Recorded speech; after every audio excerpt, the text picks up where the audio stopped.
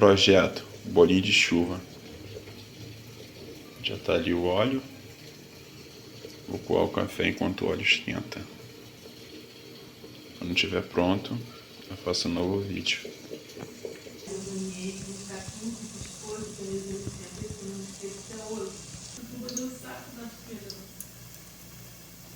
Top, hein?